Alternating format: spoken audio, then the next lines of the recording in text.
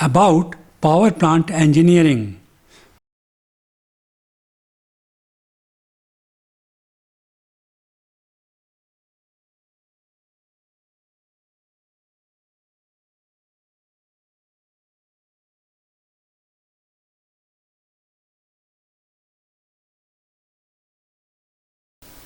Namaste friends. In previous lecture, I concluded with explanation of alkaline fuel cell. In addition to that, there are a number of fuel cells that have been developed. These have similar construction details and working, but use different electrolyte, have different operating temperatures, and have different applications. Let me take up their discussion in brief. Phosphoric acid fuel cell. Cathode and anode have carbon with finely dispersed platinum that acts as catalyst. Their container has silicon carbide structure. It facilitates use of phosphoric acid as electrolyte. These operate at a temperature of about 180 degrees Celsius, which is slightly high. The heat produced is used in secondary power plant. This enhances its efficiency to about 80%. It is used as stationary generator and has an output between 100 kilowatts and 400 kilowatts. These provide a wide choice of fuels that can be used, including petrol. If petrol is used as fuel, its sulfur contents need be removed. Solid oxide fuel cell. These use solid electrolyte to conduct negative ions from cathode to anode. It is compound of metals such as calcium oxide or zirconium oxide. These operate at a temperature of 1000 degrees Celsius and can give an output up to 100 kilowatts. As these operate at high temperature, the excess heat contents can be used in secondary power plant. In addition, because of high operating temperature, these do not require expensive catalyst. As these are vulnerable to sulfur, it must be removed from fuel before use. These have wide variety of applications, including auxiliary power units in vehicles and stationary power units with output up to 2 megawatts. High output can be achieved by stacking number of cells together. Recently, protons conducting solid oxide fuel cells have been developed. These have protons and not oxygen ions moving through electrolyte. These can operate at lower temperature. Molten carbonate fuel cell. As the name indicates, these use molten carbonate salts such as lithium carbonate or potassium carbonate or sodium carbonate suspended in porous ceramic matrix as electrolyte. These operate at a temperature of about 650 degrees Celsius. At this temperature, reaction occurs on its own and does not require expensive catalyst. High temperature also makes it less prone to carbon monoxide poisoning. This allows use of wide range of fuels including methane and natural gas. These have an efficiency of about 60% when used individually.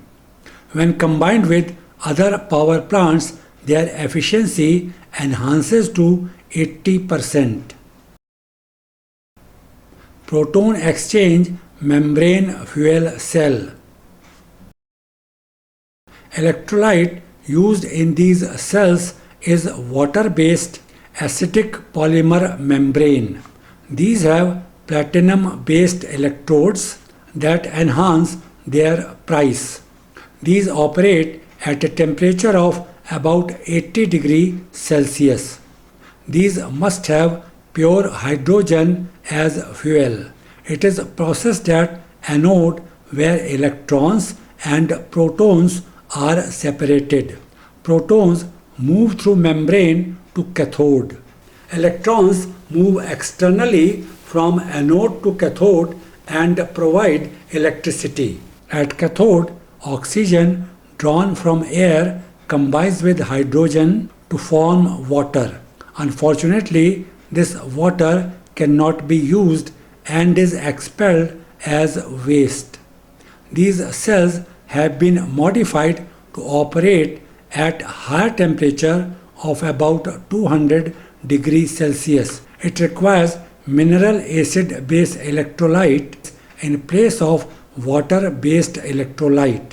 This eliminates use of pure hydrogen as fuel. Stacking of fuel cells. Surface area of electrode determines current density, but surface area available in fuel cells is limited.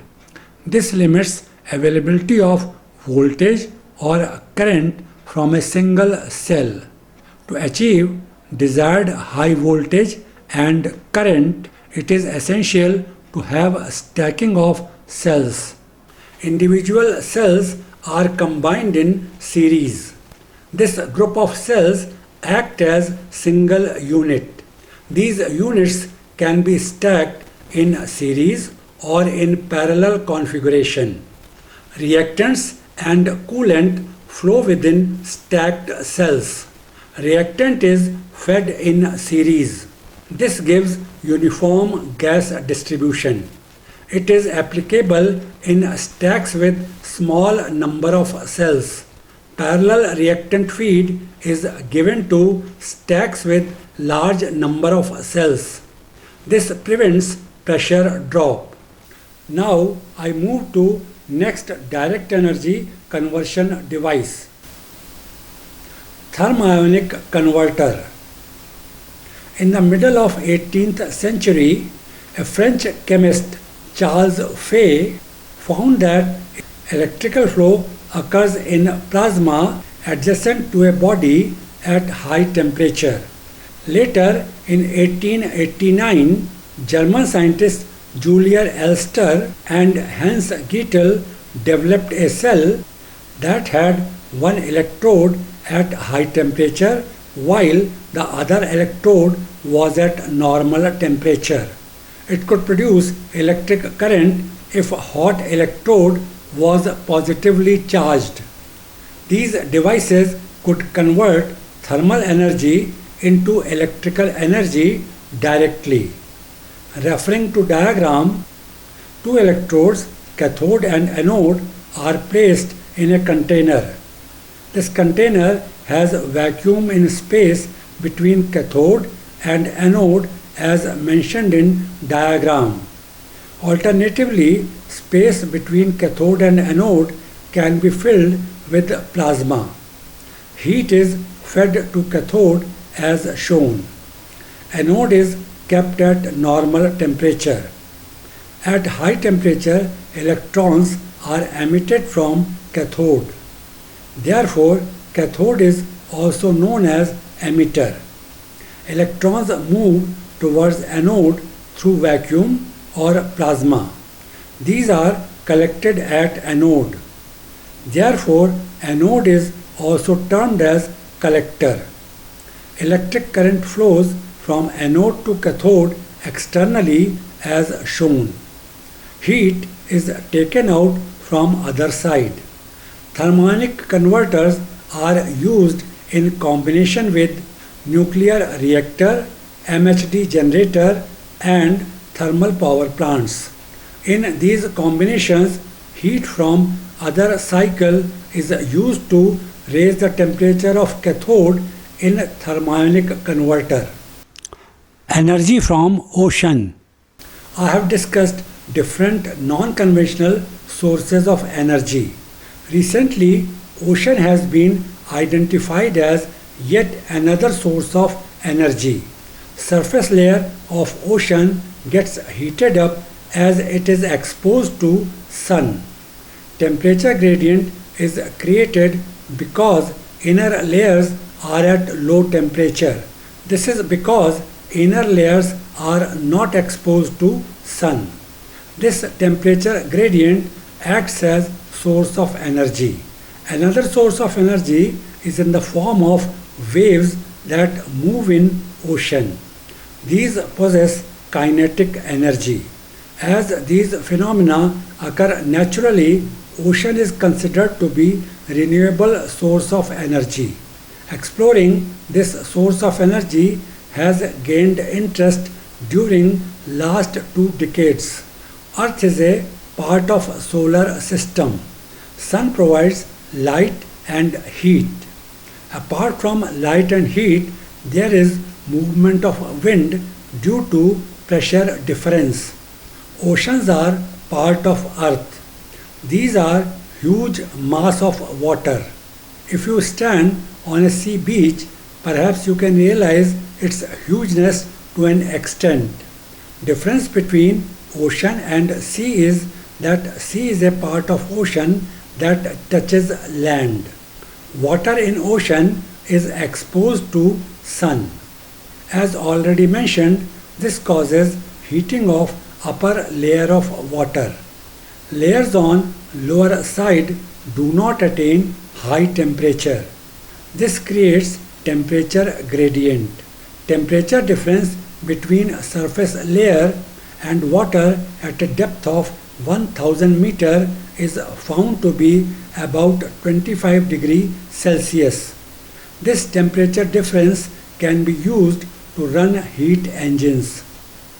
Ocean Thermal Energy Technology, abbreviated as OTEC or OTEC, categorizes technical advancements in this area. Thermodynamic process converts temperature difference into mechanical energy. This mechanical energy is further converted into electrical energy. Offshore platforms are used to get electrical energy. As the name indicates, these are far from shore. These are used to supply electrical energy to the devices located there. Mainly, these are used for defense purpose. Some plants located on land near sea use pipelines to transport hot water from sea and transport cold water back to sea. Pressure difference causes movement of wind above ocean. As wind passes over ocean surface, energy is transferred to surface layer of ocean. It occurs due to friction between two. This causes movement of huge mass of water in the form of waves. Length of these waves depends upon length of ocean over which wind blows in a certain direction. This length is known as fetch. High wind velocity and long fetches produce large and long waves. These waves continue to move through hundreds of kilometers. With them, huge mass of water continues to move through this large distance. These waves are therefore a significant source of kinetic energy. Generating electricity from ocean waves has a number of difficulties. It is difficult to establish offshore infrastructure as it can harm marine life. It is also exposed to frequent storms in ocean. Therefore, onshore projects are preferred. Referring to diagram that presents a power generation system using wave energy. It is a block diagram. It explains construction and working of system in principle. There is a specially designed floater shown on left hand side. It floats over waves. With waves, it moves up and down as indicated. This up and down movement is transferred to piston that moves inside cylinder shown on upper side. With movement of piston, fluid inside cylinder is compressed. This compressed fluid is transferred to vessel on right as indicated by arrow. This vessel is strong enough to withstand high pressure. This compressed fluid is fed to hydraulic motor as indicated. Hydraulic motor converts hydraulic pressure into torque. Output from hydraulic motor is available in the form of rotation of shaft. It is coupled with electric generator as shown. Rotary motion of shaft is transferred to electric generator and electricity is generated. Fluid after use in hydraulic motor is transferred to tank on lower side. It is sent back to cylinder where it gets compressed again by piston. As may be visualized from diagram, only floater is placed on waves. Other components such as cylinder and piston, vessel, hydraulic motor and electric generator are installed in a structure built on platform that is part of land. In diagram, only one floater is shown, but there can be a number of floaters arranged in row as per requirement of system. A wave energy power station is working in ammunition jetty on east side of Gibraltar since 2016. Another wave energy power station is coming up in Jaffa Port, Israel. Present energy scenario in India. Energy requirements in India are increasing with every passing day. It is quite natural as India is a progressing nation. Energy need has become highly relevant in today's world. It is impossible to move ahead without fulfilling energy demand. At the same time, it raises a very important issue of polluting the environment. Coal is an important fuel to generate electricity, but it harms environment significantly. Scarcity of conventional sources of energy made it essential to explore further non-conventional sources of energy. As per information available from Ministry of Power, Government of India, about 49% of electrical power is being generated using coal. About 6% of electrical power is being generated by using natural gas. Diesel is also being used to generate power, but its use is limited to about 0.1%. About 1.6% of power is generated by using lignite. Hydropower plants produce about 11.2% of electricity. Small, mini and micro hydropower plants have a share of about 1.2% in power generation. These are gaining importance as big hydropower projects require huge sum of investment and take a very long time to complete. Generation of electricity using solar energy is about 16.1%. 10.3% of electricity is being generated by using wind. Contribution of nuclear energy is just 1.6% in generation of electricity at present. It is likely to increase as there is more emphasis on using nuclear energy to generate electricity. In total, about 43% of electrical energy is generated by using non-fossil fuels in India. In India, total installed generation capacity is about 4,17,668 megawatts. Out of it, about 51% comes from private sector. Power supply position in our country has improved in previous years. In 2009-10, our country experienced a deficit of about 10% as demand exceeded supply. After 5 years, in 2014-15, this deficit was reduced to 3.6%. In 2019-20, this deficit further decreased and stood at 0.5%.